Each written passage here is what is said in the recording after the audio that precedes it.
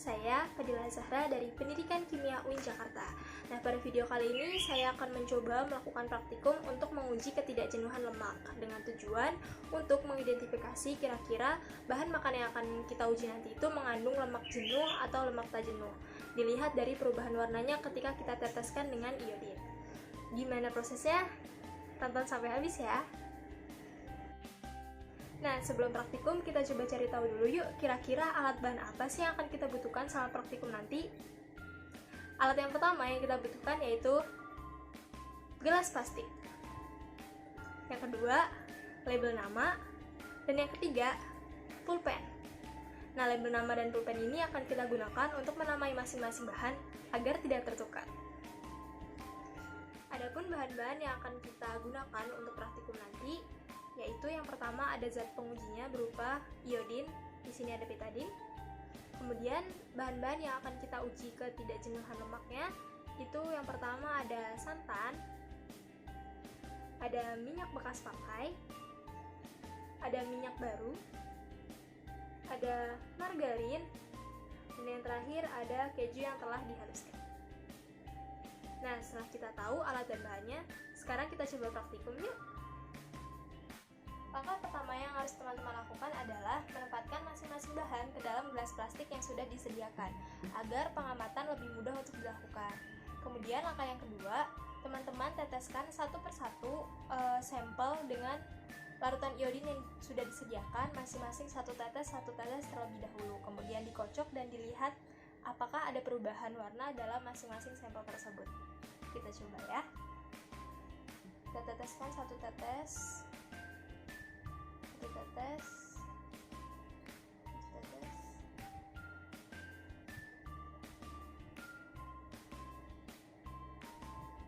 Nah, kemudian kita coba aduk dan kita coba kocok, kemudian kita lihat apakah masing-masing sampel tersebut mengalami perubahan warna atau tidak.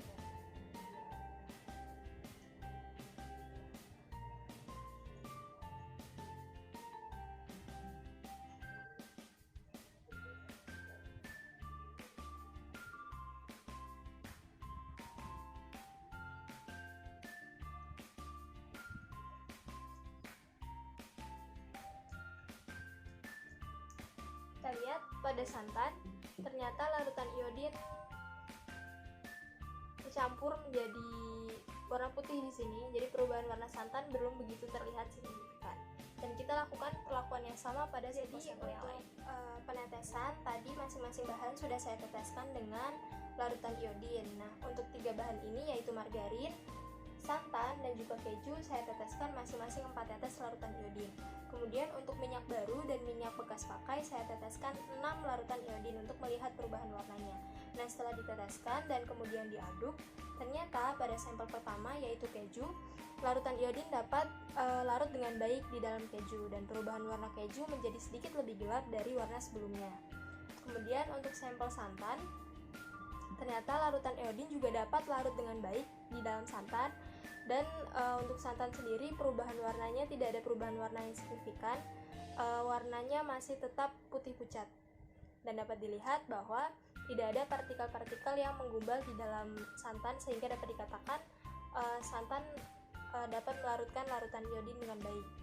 Kemudian sampel yang ketiga yaitu margarin, sama dengan keju dan santan, ternyata larutan iodin dapat larut dengan baik di dalam margarin.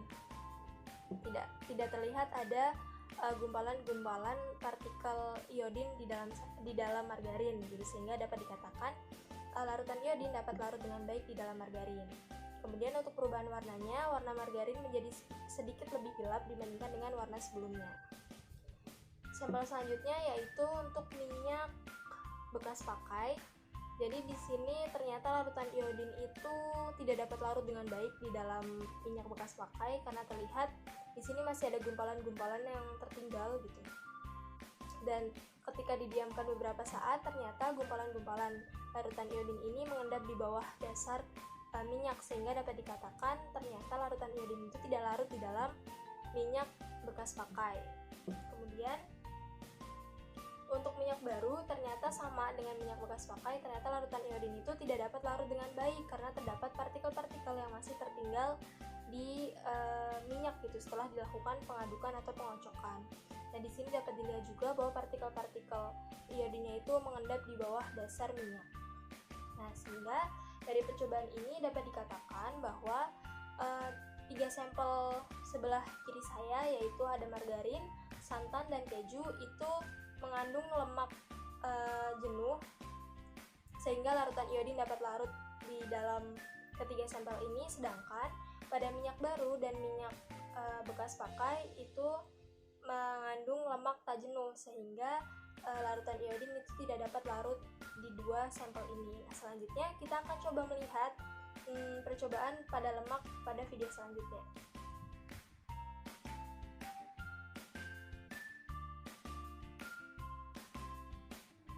Halo teman-teman.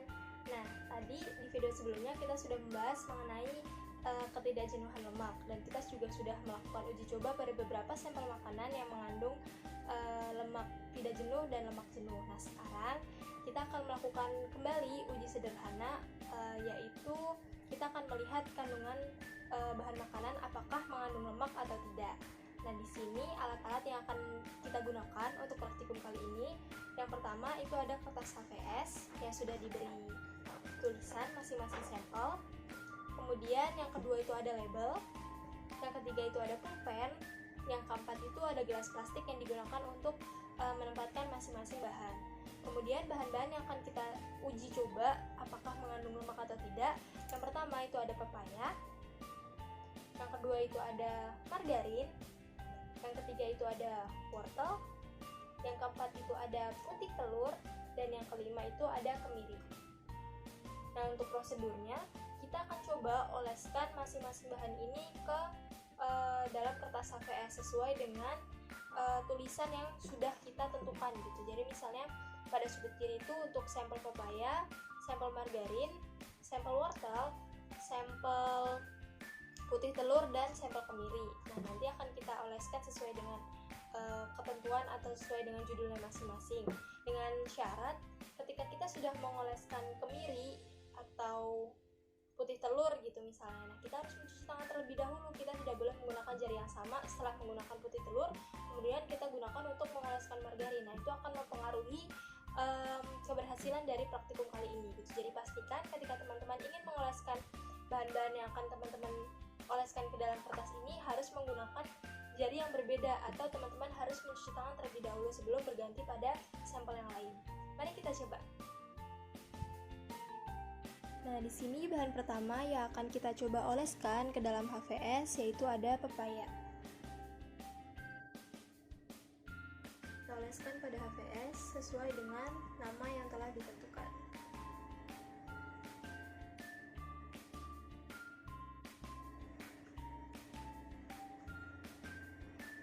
Jika sudah, kita bersihkan tangan terlebih dahulu. Pastikan untuk mengoles bahan selanjutnya tangan harus sudah benar-benar bersih. Selanjutnya yaitu wortel. Oleskan wortel di kertas.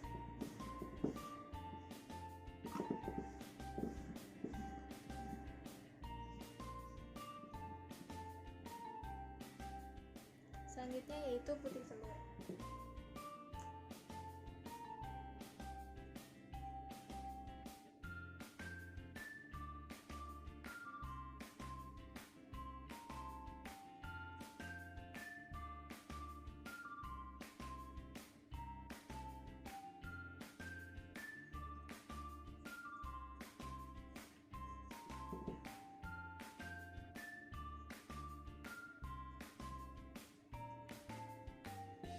Terakhir, kita coba oleskan kemiri.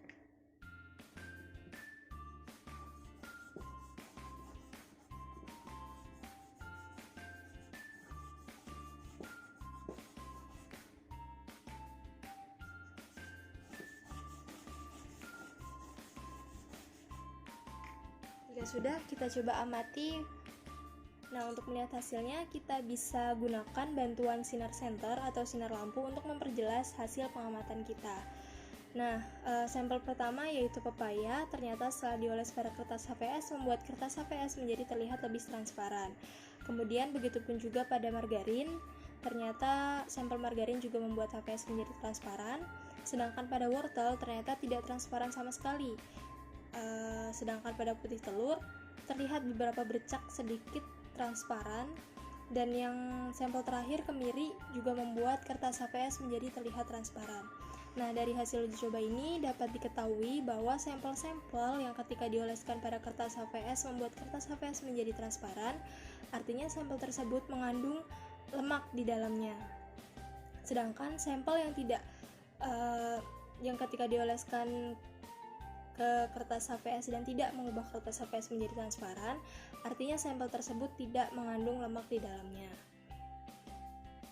Nah, dari uji coba yang kita lakukan pada hari ini, ternyata dari 5 sampel yang coba kita uji coba, pepaya, margarin, dan kemiri ternyata mengandung lemak, sedangkan wortel tidak mengandung lemak, dan putih telur mengandung lemak dalam jumlah sedikit. Cukup sekian, semoga video hari ini bermanfaat. Semoga teman-teman juga bisa mencoba praktikum ini di rumah karena bahannya sangat sederhana dan sangat mudah didapatkan.